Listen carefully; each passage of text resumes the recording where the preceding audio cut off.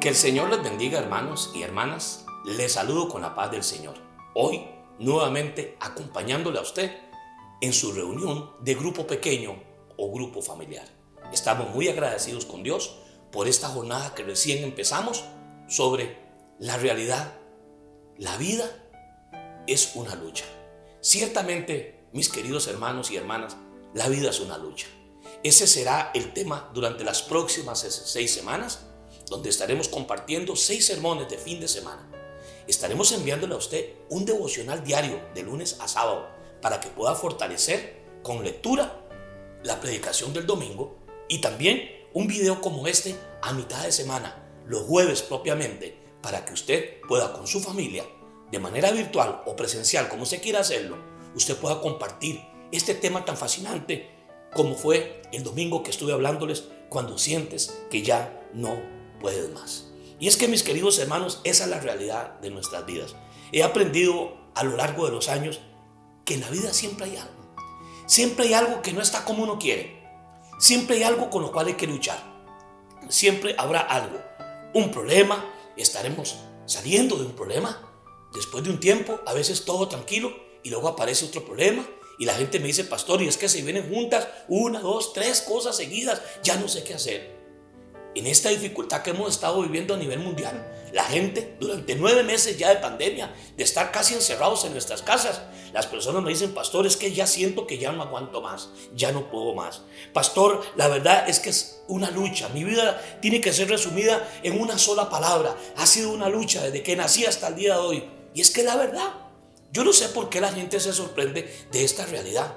Más o menos creo que se debe a mucho tema que por ahí anda en las redes y que la gente le encanta escuchar lo que yo llamo las mentiras positivas, que le tratan de decir a la gente lo que la gente quisiera oír y lo que todos quisiéramos que fuera cierto. Y es esto, de que nunca vamos a sufrir, de que todo va a estar bien, que nunca vamos a tener un dolor de cabeza, de una muela, que nunca se nos va a enfermar nadie en la familia, que nunca vamos a perder nada, que solo va a ser prosperidad, que solo va a ser éxito, que solo va a ser riqueza y que solo va a ser paseo. Bueno, yo quisiera que la vida fuera así, pero no es así. La vida no es así. La vida es una lucha y a veces es muy dura. Es una lucha en la casa, es una lucha en el matrimonio, es una lucha con los hijos, es una batalla en el trabajo, en la escuela, en el colegio, en la universidad. Es una lucha en el vecindario a veces, es en el país, es a veces hasta en el ministerio, en el contexto de la iglesia. Y alguien me dice a mí: pastor Arturo, pero ¿no era cierto que cuando uno venía a Cristo se acababan todos los problemas? No, no era cierto. Yo no sé quién le dijo a usted eso, pero nunca es cierto. Y eso es una mentira positiva. Vuelvo y repito, a mí me encantaría que usted nunca sufra nada, que nunca se enferme y que nunca se muera. Nadie, que se muera nadie. Pero es que así no es la vida. Hubo un tiempo donde las cosas fueron así, ¿recuerdan? En el jardín del Edén, en el paraíso del Señor, el hombre y la mujer, Adán y Eva, cuando no habían pecado, todo era como quisiéramos que fuera en la tierra.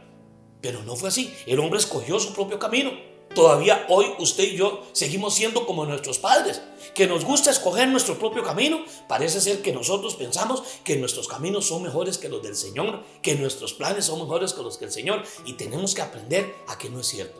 La palabra de Dios dice categóricamente, hablando el Señor: porque mis caminos no son tus caminos, ni mis pensamientos son tus pensamientos. Y luego dice en el libro de Proverbios: hay caminos que al hombre le parecen derechos, pero su fin es un fin de muerte.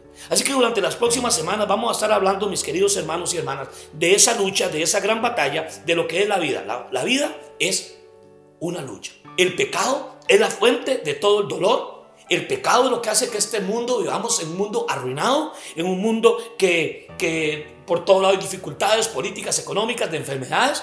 Fue el pecado. Hubo un tiempo que las cosas no fueron así, y habrá un día, hermanos, después de que usted y yo muramos aquí en esta tierra y estemos en la presencia del Señor, donde vamos a experimentar ese tipo de vida que usted y yo queremos, sin dolor, sin enfermedad, sin lágrimas, sin malos recuerdos y sin ningún tipo de lucha, sino que viviremos eternamente y para siempre con el Señor. Les he dicho muchísimas veces desde hace muchos años esta frase: aquí no es el cielo. Lo que usted quiere que le suceda aquí en la tierra no va a ser lo que va a pasar en el cielo.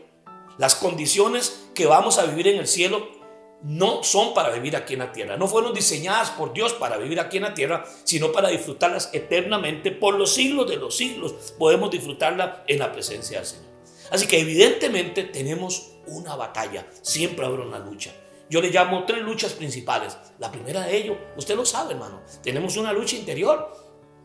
Usted y yo tenemos en lo más hondo de nuestro corazón, de nuestro ser interior, una constante batalla, una constante lucha entre hacer lo que Dios quiere que yo haga y que también yo quiero hacerlo, pero también la lucha de no hacerlo, hacer lo que no quiero hacer. Esa es la lucha que el apóstol Pablo nos dice allá por el capítulo 7 de Romanos. Hay una ley en mis miembros que se revela contra la ley de mi mente. Con mi mente quiero servir a Dios, pero con mis miembros, con mi carne, con mi cuerpo, a la ley del pecado. Porque el mal está en mí, dice Pablo. Miserable de mí. Esa es la lucha de nosotros. La primera lucha de nosotros no es tanto contra el diablo, aunque también él tiene una lucha contra nosotros. Pero nuestra lucha más fuerte es la lucha que libramos interiormente. La lucha conmigo mismo. La segunda lucha es la lucha contra el mundo. El mundo alrededor nuestro siempre está luchando. La cultura del mundo. No hablo del planeta, no hablo del cosmos. No hablo de la belleza de este planeta. Estoy hablando de la cultura. Es una cultura que no quiere construir, que solo quiere destruir nuestras vidas. Es una cultura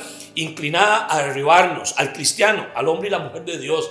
Es un mundo que se opone contra todo lo que es Dios, para todo lo que agrade a Dios. Es un mundo anti Dios. Es un mundo en el sentido más estricto de la palabra, anticristo. La cultura y las tendencias de este mundo cada día empujan y presionan más a la iglesia, al creyente, para que adoptemos la forma del mundo, para que seamos mundanos, para que desechemos la verdad y la autoridad de la palabra de Dios en temas como matrimonio, en temas como la fidelidad, en temas como la virginidad, en temas de tantos temas. Siempre el mundo quiere llevarnos por el camino fácil. Por eso es que el Señor advirtió y dijo que ancho es el camino que lleva a la perdición y angosto el camino que lleva a la vida eterna.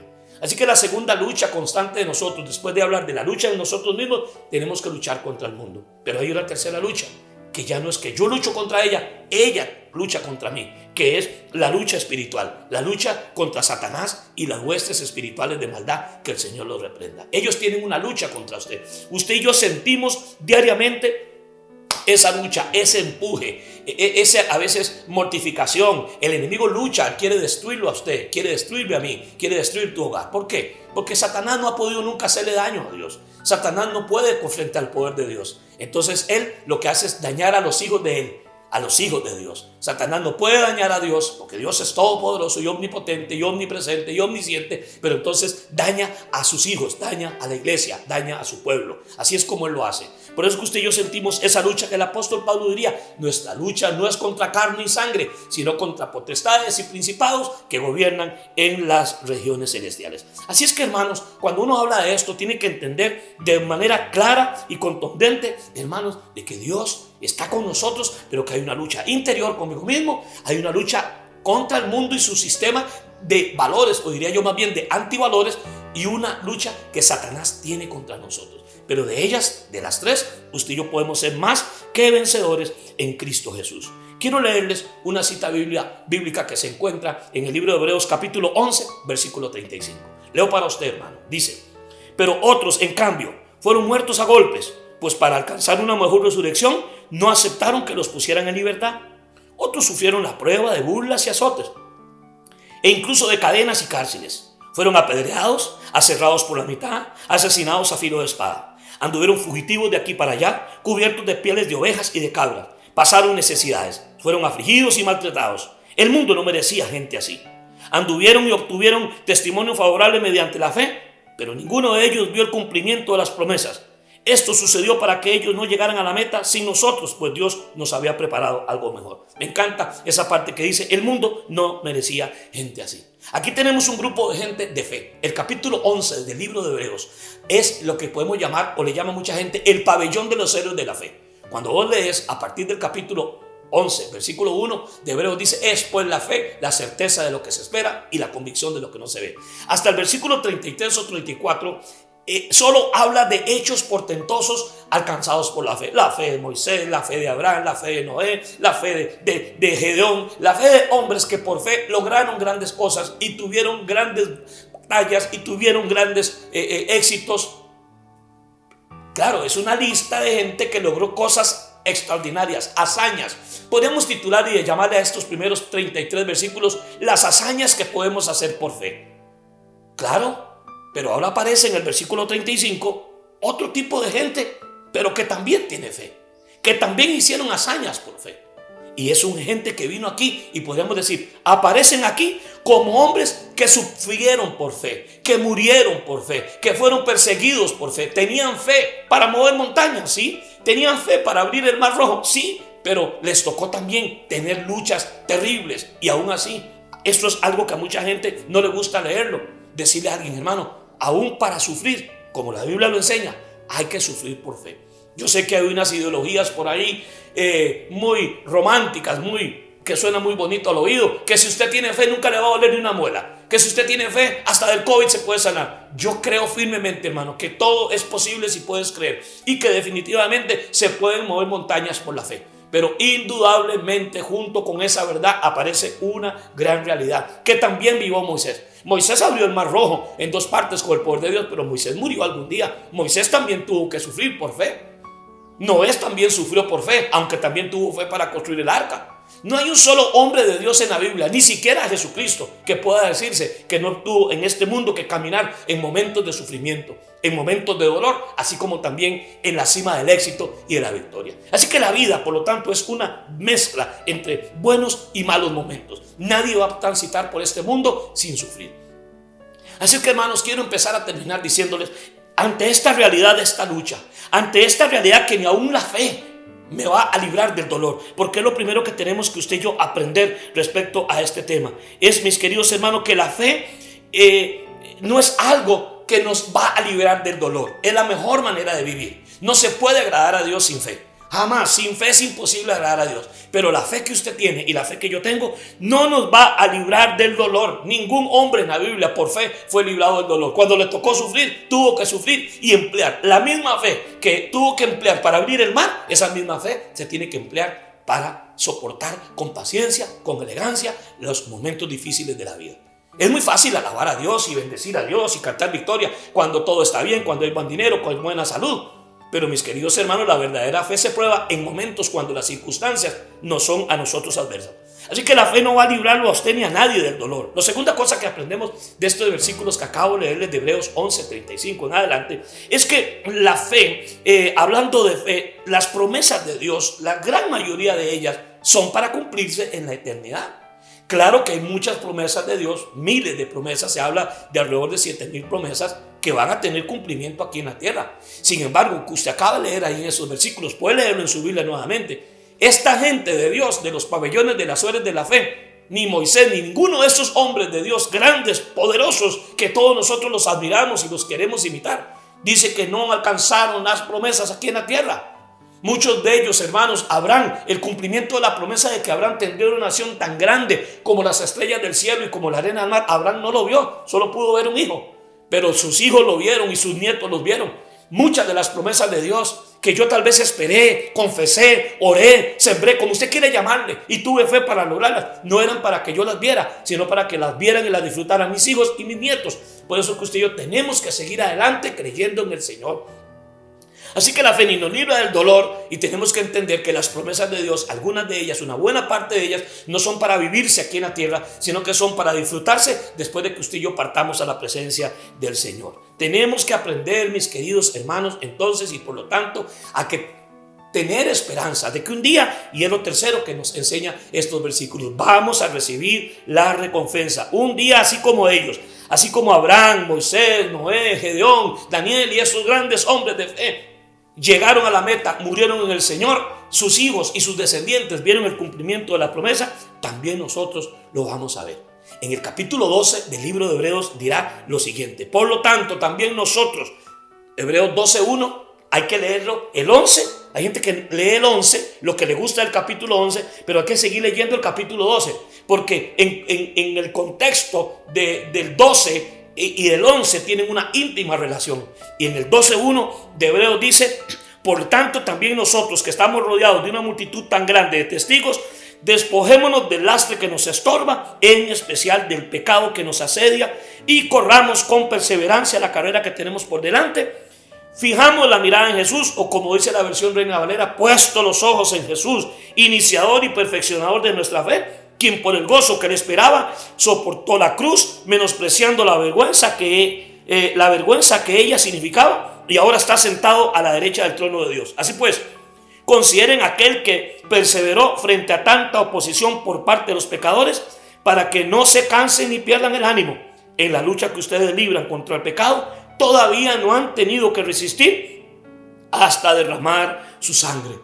Aquí nos dice que estas nubes de testigos, esos hombres que llegaron, hayan recibido o no todas las promesas, como hemos entendido que no. Unas las recibieron en vida y otras las recibieron sus descendientes después de que ya ellos habían muerto. Lo cierto del caso es que Dios siempre va a cumplir su palabra. ¿Cómo hago entonces en medio de esta situación, en medio de estas luchas contra mí, conmigo mismo, contra el mundo y la lucha que Satanás enfrenta, que hace que a veces tengamos que decir, hermano pastor, siento que ya no puedo más, siento tirar la toalla en el matrimonio? Hay algunas verdades que nos enseñan estos versículos de Hebreos 12, 1 en adelante. La primera es, recuerda que el cielo te está mirando. Dios está viéndote lo que estás en este momento viviendo. El Señor ve en este momento tu dolor y tu sufrimiento, rodeado tan grande nubes de testigos. Principalmente el Señor, en nada de lo que usted y yo estamos haciendo o estamos viviendo pasa desapercibido a los ojos de Dios. COVID-19 sorprendió a nuestros gobiernos, sorprendió a las potencias mundiales, pero a Dios no lo sorprendió. Sorprendió a la iglesia, pero a Dios no lo sorprendió. Dios todo lo sabe, Dios es omnisciente. Yo no estoy diciendo que Dios envió el COVID a este mundo. Lo que estoy diciendo es que a Él no lo sorprendió, porque Dios es un Dios eterno. Recuerde, hermano, cuando usted sienta que ya no puede más, recuerde que el cielo te está mirando, que Dios te ve, que Dios está viendo tu sufrimiento. Lo segundo que tenemos que hacer es que tengo que eliminar lo que no importa en nuestras vidas.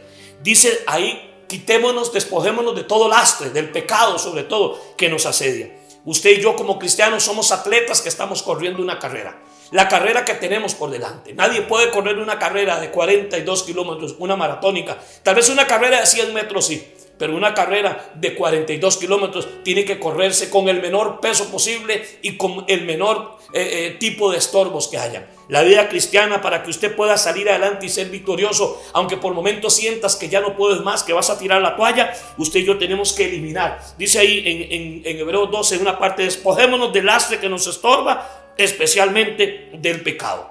Y no necesariamente, hermano, a usted y a mí nos estorba lo malo o el pecado. Hay cosas buenas, tal vez que no son pecados, que a usted y a mí nos estorban. Hay mucho creyente hoy en medio de esta pandemia, hermano, que se le hizo muy bonito. Todos los sábados y los domingos durante 9 meses no se congregaron y tienen cierta reticencia a volverse a congregar. ¿Por qué? Porque claro, tomaron costumbre de agarrar fines de semana para el ocio, para el paseo, para más de una cosa. Eso no es malo, eso no es pecado. Pero ahora podría ser un gran estorbo, y pudo ser un gran estorbo, porque como que alguna gente se dio vacaciones durante estos 9 meses y posiblemente, como he hablado con muchos pastores a lo largo y ancho de este país, mucha gente no quiere retornar a los cultos presenciales. ¿Por qué? Porque mucho estorbo, mucho peso se echaron encima y hoy les va a impedir poder correr y caminar esta carrera que tienen por delante. Lo tercero que tenemos que hacer si queremos vencer en situaciones como estas, cuando queremos tirarlo a toalla, cuando sentimos que ya no podemos más, tenemos que aprender a correr nuestra propia carrera. No puedes correr la carrera de otro. Usted y yo no tenemos tanta energía para correr la carrera de todas las personas. Yo no puedo correr la carrera de mamá, de papá, de la iglesia, de mis hermanos, de mis hijos, de mi esposa, de mi esposo, porque aquí dice claramente, y corramos con paciencia la carrera que tenemos por delante. Con costos, hermanos, si usted y yo lo sabemos, podemos soportar nuestra propia carrera.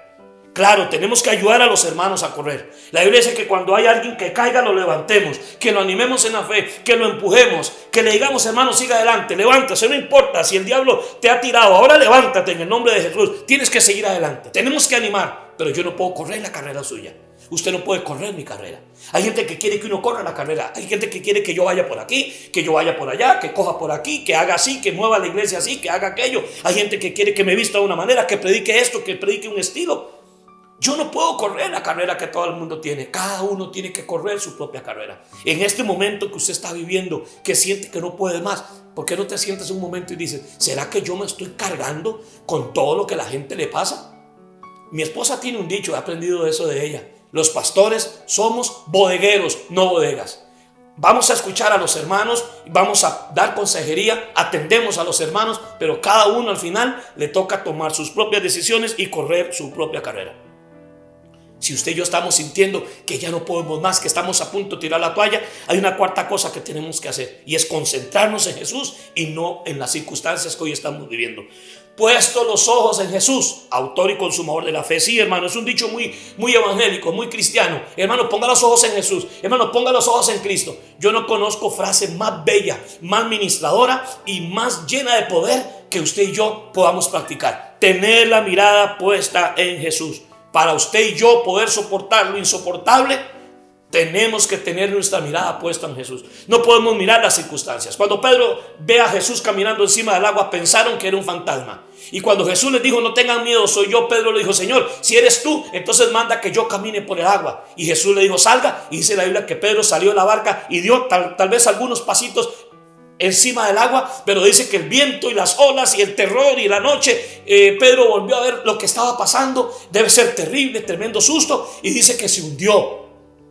Dicen los que les gusta predicar el tema de la simbología que la clave está en que Pedro quitó la mirada de Jesús, que mientras caminó encima del agua hubiera caminado, todavía seguiría caminando encima del agua si no hubiera quitado la mirada de Jesús y no lo hubiera puesto en las circunstancias. Definitivamente, hermano, usted y yo llegamos a ese punto de cansancio, de sentir que ya no podemos más porque quitamos la mirada del Señor y empezamos a mirar las circunstancias. Una mujer llamada Corrie ten Boom dijo en una oportunidad: si miras al mundo te afligirás, si miras dentro de ti te sentirás deprimido, pero si miras a Cristo descansarás. Al final todo dependerá en quién tienes puestos los ojos. Definitivamente ahí está tomando las tres luchas: la interior, la del mundo, el ataque del enemigo, pero todo va a estar determinado en quién estás poniendo tu mirada, en quién tienes fijamente la mirada puesta.